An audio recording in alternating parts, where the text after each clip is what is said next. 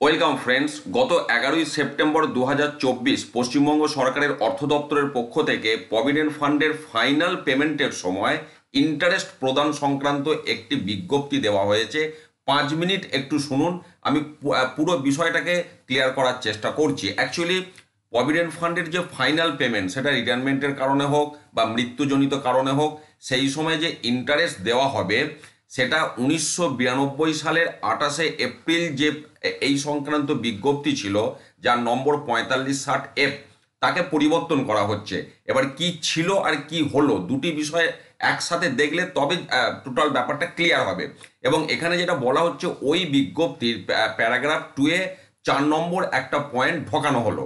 এবার কি বিষয়টা হচ্ছে, এখানে দেখুন বলা হচ্ছে ওই বিজ্ঞপ্তিরই আপনার প্যারাগ্রাফ 2-এর সাব প্যারা 2, তারপরে যে পয়েন্ট 3 আছে তারপরে একটা নিউ পয়েন্ট ঢোকানো হলো, সেটা হচ্ছে পয়েন্ট 4।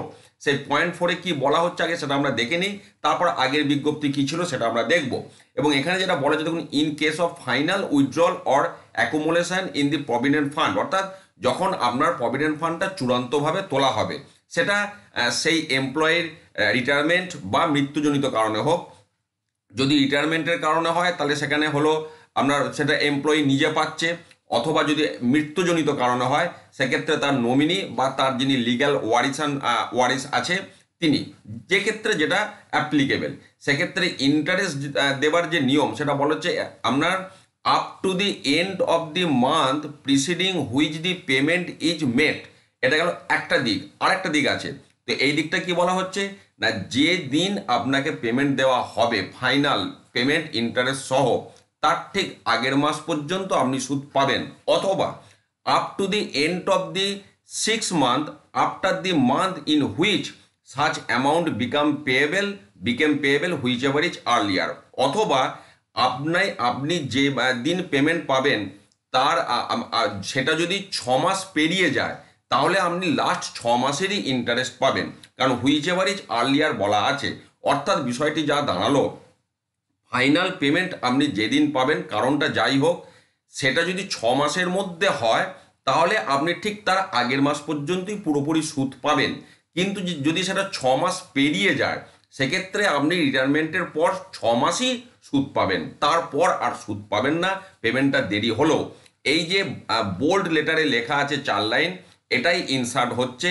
এবং এক্ষেত্রে যেটা বলা হচ্ছে, আপনার এখানে দেখুন ম্যাচিং এই বিজ্ঞপ্তির ম্যাচিং বিজ্ঞপ্তি কারেসপন্ডিং ডিপার্টমেন্টকে বের করতে বলা হচ্ছে। এবং আমি প্রথমেই বলি, এটা কিন্তু employees under non government educational institutions, মানে আপনারা যারা শিক্ষক শিক্ষিকা শিক্ষাকর্মী রয়েছেন আপনাদের জন্য। এবং এটা এই বছরেরই 1 জানুয়ারি থেকে কার্যকর হবে 2024 সালের। এবারে আমরা চলে যাচ্ছি, এই যে বিজ্ঞপ্তি ছিল 4560F, এর প্যারাগ্রাফ 2 সাব প্যারা 2.3 তারপর।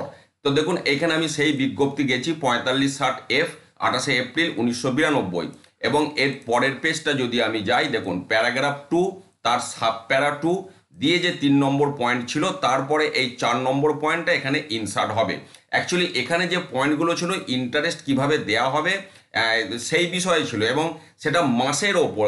তখন নিয়ম ছিল 10 তারিখের মধ্যে জমা পড়লে সেই মাসের ইন্টারেস্ট পাবে, 10 তারিখের পরে হলে সেই মাসের পাবে না। পরে এটা অ্যামেন্ডমেন্ট হয়ে মাসের 15 তারিখ হয়েছে।